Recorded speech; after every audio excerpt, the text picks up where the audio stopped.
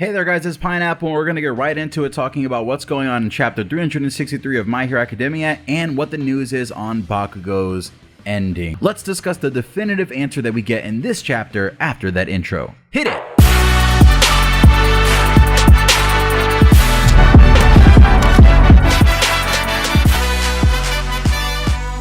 So alright, I want to say thank you to Rukasu and Justice. I'm going to make sure to put their Twitters in the description below, obviously. But first off, we're going to obviously just immediately go to talking about what is going on with Bakugo in this chapter of My Hero Academia, right? Because I know that's what you care about more than anything, even though this is a pretty action-packed chapter. So a lot of people were wondering at the beginning of this chapter, were we going to see Genus trying to heal Bakugo or anything going on, or maybe someone coming in and saving him? Because you only have a couple minutes after the heart stops to get it flowing again, right? And have any sort of hope of saving somebody.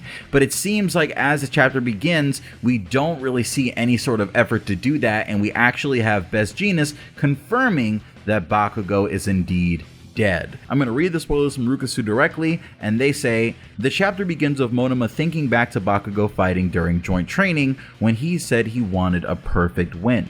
He can't believe what he's seeing. He screams that it can't be true.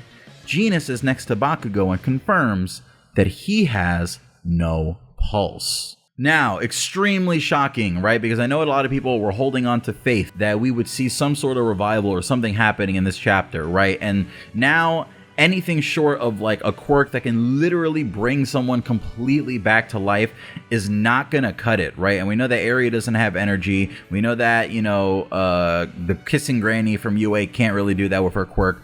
So I don't really see anything bringing Bakugo back, right? At this point, if he is completely dead, he has no pulse, his heart is blown open, I don't know what would do it. So I feel like this is very much like Twice's situation back when Twice passed, that a lot of people were in denial, right? And then it wasn't until the next chapter when we saw Twice's body was still kind of where it was, and some chapters went on, that people kind of accepted that Twice was gone, right? So I do believe that we have a very, very similar situation going on in this chapter of My Hero Academia. But let's go on to the rest of the spoilers. So, after that, Mirio remembers when he said that they would protect everyone until Deku gets here. He's extremely frustrated. Tomura comments on Bakugo being dead for good and turns around and taunts Eraserhead, saying he gave his student too much credit and stood in the back seat. That's why he's disappointed in him. Pretty much saying that he expected more out of Eraserhead, who's always, protecting his students and doing the most he possibly can for his students, which is what makes Shigaraki think that Eraserhead is so cool, right? But in this situation, Eraserhead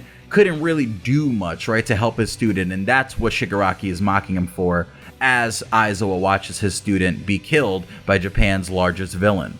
Tomura All For One asks who wants to be Midoriya's new present, and we see he grabs Mirko. Now, this is hilarious and also very sad, because we do remember that Shigaraki did tell Bakugo himself, hey, I need to have a present pretty much for Deku when he gets here, right? I remember how mad he got during the last war when I hurt you, so now your corpse should make a really, really good gift for Midoriya, right? And I wonder, there's this theme of giving Midoriya a gift or giving Deku a gift from Shigaraki right now, but I wonder if that comes from anything, like if there's any idea that he has, because we know from this chapter now that the villains are actually very prepared for all this going on. I wonder if that has anything to do with like Shigaraki or All For One within Shigaraki having some sort of celebration or something planned for Deku, right? Because they keep referring to Deku getting gifts, right? And I wonder what could possibly lead to some sort of celebration, or if it's someone's birthday, or some sort of news is going to be coming out. I mean, not a lot of people know what I'm alluding to, right? But I'm just wondering, kind of grasping at straws here.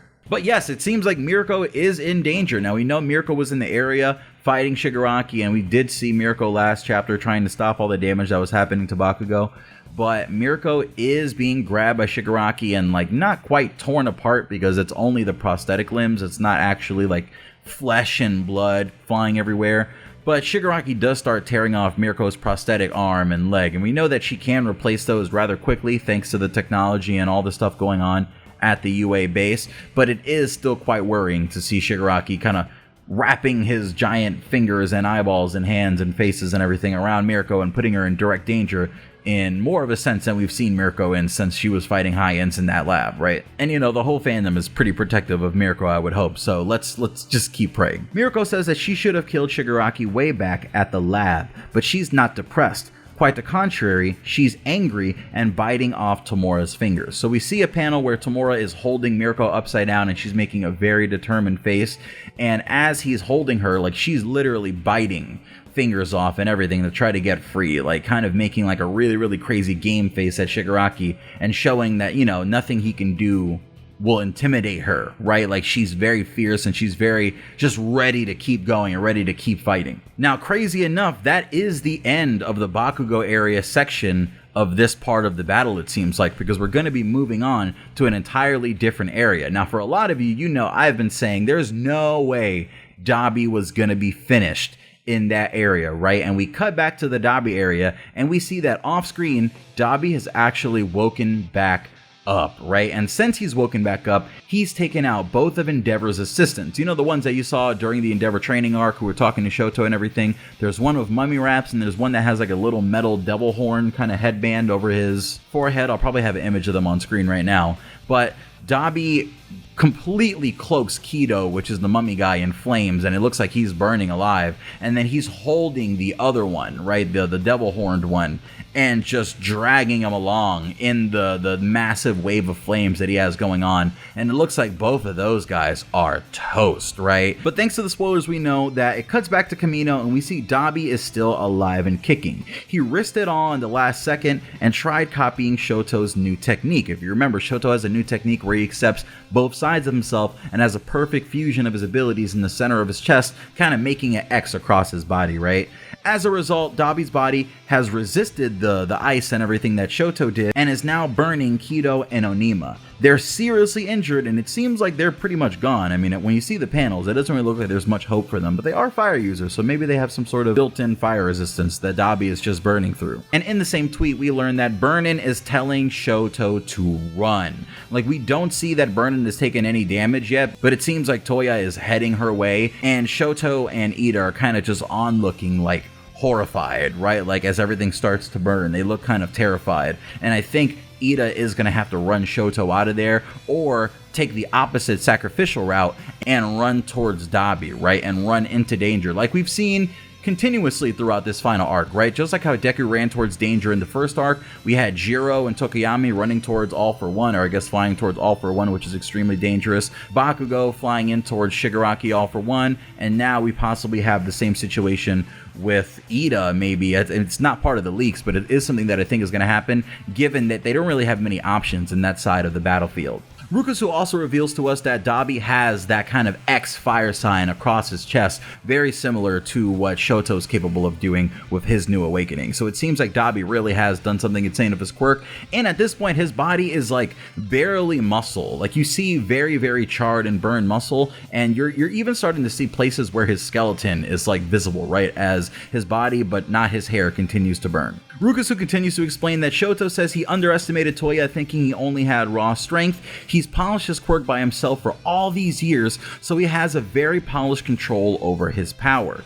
Dabi yells, "Skeptic!" and a voice starts shouting from a device on the back of a giant Nomu that is in the location. It's one of the Nomus that has like a very, very long neck that we did see was in the area. I believe it was shooting out spikes and stuff previously when we first cut away to that kind of Dabi Kamino area. So it seems like Dabi is finally starting to get some of his respect from Shoto, right? Like Shoto is kind of looking at Dabi as like, you're just an animal, right? Like you have stronger firepower than dad and you just kind of go wild, go crazy, but like he didn't respect the fact that to stay alive this far, I mean, Dabi did have to learn how to use his quirk all by himself. He is years older than Shoto, right? Like, he's been in the situation for a long time. So it makes sense that he would have a very, very technical mastery or understanding of his quirk. So if he sees something that someone who he knows literally has, like, pretty much a lesser copy of his quirk or a better copy of his quirk do something, it's not that crazy to think that he would then be able to copy that, right? And especially after it was explained to him how it was done, more or less, it kind of makes sense. And Shoto's kind of, like, just respecting the fact that Dabi was capable of doing that so quickly, at the same time as being utterly horrified by what Dabi's doing on the battlefield. And of course we have Skeptic making his way back into the battle. We know that Skeptic and Dabi have pretty much become buddies, right? Like, he helped him do the big Dabi reveal of his PowerPoint presentation across all of Japan, and we see this chapter that Skeptic actually does serve a major purpose in this war between the heroes and the villains in this My Hero Academia final battle. Rukusu says that Skeptic calls Toya a daddy's boy and says that he's too busy to respond One, but if he's asking about Endeavor's location, he's fighting All For One on Gunga Mountain. We see tomorrow All For One again, and he says that they shouldn't have given the villains time to prepare, they should have rushed like Deku wanted. Skeptic is controlling a satellite and keeping track of everyone's location. He's apparently communicating directly to many of the villains too. While many other companies were leaving Japan, he was dedicating himself to spreading Reed Destro's word. So pretty much we see that Skeptic has a massive network of information that he's using to his ability again in this arc. That's kind of the upper hand of having a guy on your team, because now it seems like, whereas the villains are all scattered and split up like,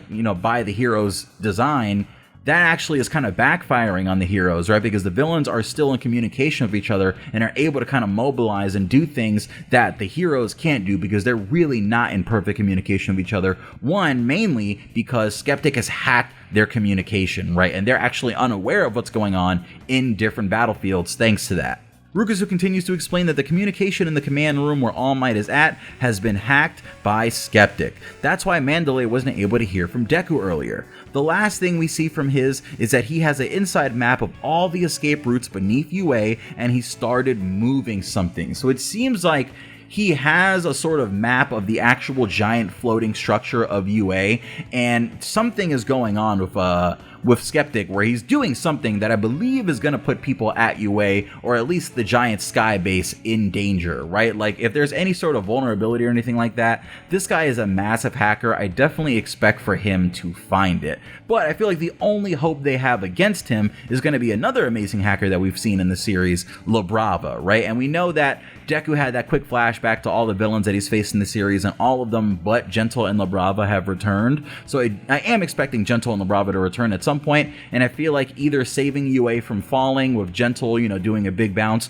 or saving them via hacker battle with La Brava would be a really, really awesome way for Horikoshi to do that. Rukusu says we see a glimpse of the shelters where the civilians are. The Todoroki family is watching as the teacher tells her students to behave, but they are sure 5 PP Man, which is their nickname for Shoto if you remember, Bakugo and the rest are going to win. But All For One spies are there too, holding their cell phone. So it seems like All For One spies that we remember like from the very end of the Dark Deku arc, right? When Deku and them were telling them, hey, we're about to go off to a war, and we still did see a bunch of like All For One supporters right after the Aoyama traitor reveal, right? Those people are using their phones, I believe, to communicate to the villains or give some sort of information or serve some sort of purpose, but we're not entirely sure what that is at this point because again, this is a short chapter coming in at only like 13 pages. And finally, Rukusu says the last spread takes us back to Gunga Mountain, and All For One says he heard that at the last war, the villains were taken by surprise.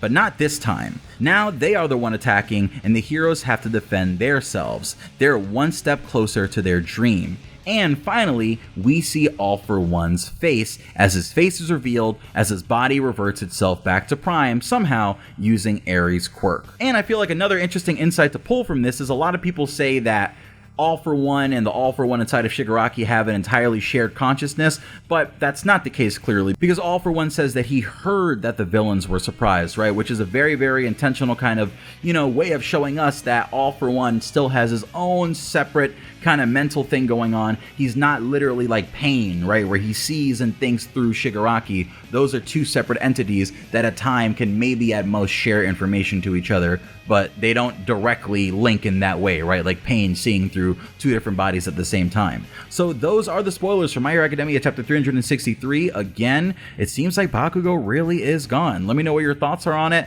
Let me know what your thoughts are on All For One's face reveal when you see it and any sort of leaks or anything anywhere on the internet. And yeah, just let me know what your thoughts on all the stuff going on in this chapter. This is Pineapple. I'll see you guys later with a more detailed chapter summary whenever it's available. Peace.